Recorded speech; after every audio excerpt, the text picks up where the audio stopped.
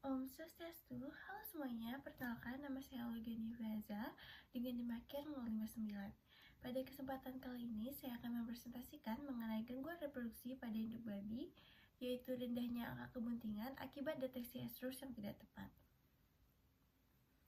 Dimulai dari latar belakang permasalahan, jadi keberhasilan dalam manajemen peternakan babi sangat bergantung pada efisiensi reproduksi induk, di mana kemampuan untuk menghasilkan keturunan secara teratur menjadi faktor penentu utama tingkat produktivitas dan keuntungan ekonomi peternak. Dalam siklus reproduksi tersebut, deteksi estrus atau birahi merupakan langkah awal yang paling krusial untuk memastikan keberhasilan pembuahan.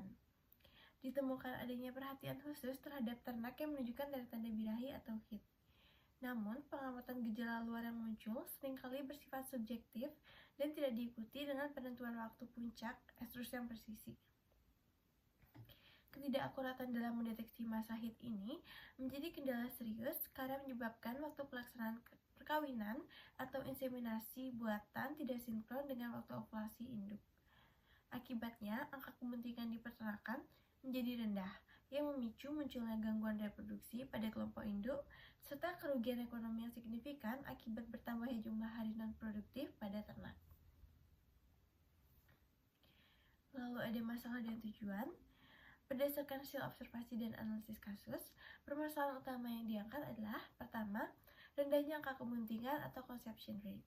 Banyaknya kasus induk yang kembali birahi atau repeat breeding setelah dilakukan perkawinan atau inseminasi buatan. Dua, yaitu identifikasi gejala yang subjektif. Keterbatasan kemampuan dalam membedakan fase-fase estrus, yaitu proestrus, estrus, dan metestrus, sehingga tindakan reproduksi sering terlambat atau terlalu dini. Hal yang ketiga yaitu kerugian ekonomi. Peningkatan jumlah hari kosong atau non-productive days yang meningkatkan biaya operasional pakan tanpa hasil produksi. Lalu yaitu ada tujuan. Yang pertama, mengevaluasi ketepatan deteksi dengan menganalisis metode deteksi HIT yang saat ini diterapkan di peternakan tersebut. Lalu yang kedua yaitu optimalisasi waktu inseminasi, menentukan parameter klinis yang benar untuk menetapkan waktu optimal pelaksanaan IB atau perkawinan alam. Dan yang ketiga yaitu perbaikan manajemen, memberikan rekomendasi strategis untuk meningkatkan angka kebuntingan melalui perbaikan prosedur pemantauan reproduksi. Lanjut ke pembahasan. Dalam pengamatan lapangan, identifikasi kondisi HIT merupakan titik awal diagnosis status reproduksi. Secara fisiologis, ini ditandai dengan perubahan hormonal yang memicu perubahan perilaku. Yang pertama, itu ada korelasi tanda klinis dan perilaku. Secara teoritis, kondisi HIT yang teramati harus dikonfirmasi melalui parameter utama. Yang pertama, yaitu perubahan fisik. Terjadinya pembengkakan atau edema dan kemerahan pada vulva serta keluarnya lendir transparan yang kental. Lalu kedua, yaitu perubahan perilaku.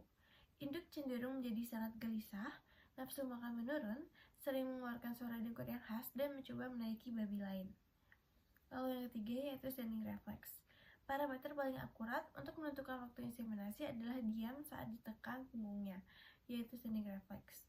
Jika pengamatan di lapangan hanya sebatas melihat tanda luar tanpa melakukan uji tekanan atau pressure test, maka risiko kesalahan estimasi waktu ovulasi menjadi sangat tinggi. Lalu kedua itu ada fenomena silent HIT dan kesalahan manajemen.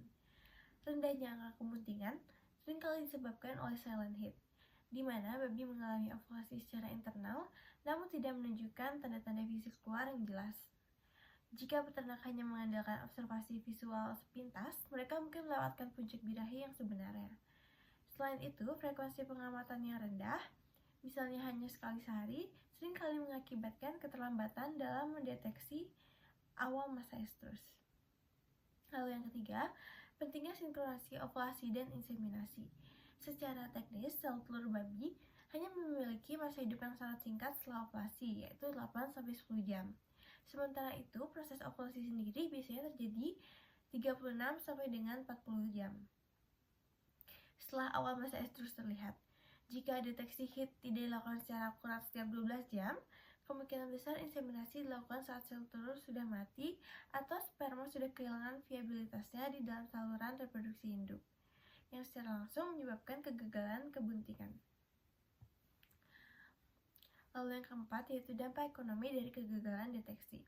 Setiap kali deteksi birahi meleset, induk akan kehilangan satu siklus reproduksi yaitu sekitar 21 hari. Ini menambah jumlah hari non-produktif atau NPD pada peternakan. Hal ini menyebabkan pemborosan biaya pakan dan perawatan tanpa adanya kepastian hasil produksi yang secara akumulatif menurunkan angka litter size yaitu jumlah anak per kelahiran per tahun di tingkat peternakan. Lanjut ke kesimpulan, berdasarkan hasil analisis laporan kasus ini, dapat disimpulkan bahwa gangguan reproduksi berupa rendahnya angka kebuntingan pada induk babi merupakan akibat dari kegagalan manajemen dan melakukan deteksi estrus secara akurat, bukan karena faktor patologis atau penyakit. Identifikasi kondisi HIT atau birahi menunjukkan bahwa ternak sedang berada dalam siklus reproduksi. Namun tanpa penentuan waktu puncak estrus yang presisi, proses perkawinan atau inseminasi buatan jadi tidak sinkron dengan masa ovulasi. Selain itu, hambatan dari faktor lingkungan seperti cekaman panas dan kondisi teknis kandang turut berperan dalam menyamarkan tanda-tanda klinis birahi sehingga menyulitkan peternak untuk mengambil tindakan yang tepat waktu.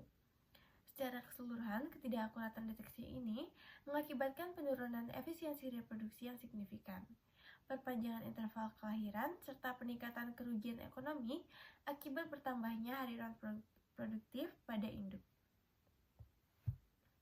Lalu ada saran, yang pertama yaitu standarisasi pengamatan. Dengan melakukan deteksi birahi secara intensif, minimal 2 kali sehari yaitu pagi dan sore, dengan melibatkan kehadiran babi pejantan untuk memancing respons standing reflex. Lalu yang kedua, peningkatan keterampilan, dengan memberikan pelatihan teknis bagi tenaga kandang dalam mengidentifikasi tanda-tanda estrus yang lebih spesifik. Lalu yang terakhir yaitu sistem pencatatan atau recording, mewajibkan pengguna kartu kontrol reproduksi per individu induk untuk mencatat riwayat siklus birahi, tanggal perkawinan, dan hasil pemeriksaan kebuntingan secara akurat. Mungkin sekian presentasi dari saya akhiri dengan para pesanti. Mohon maaf jika ada kesalahan yang disengaja maupun tidak disengaja. Om Santi Santi Santi Om.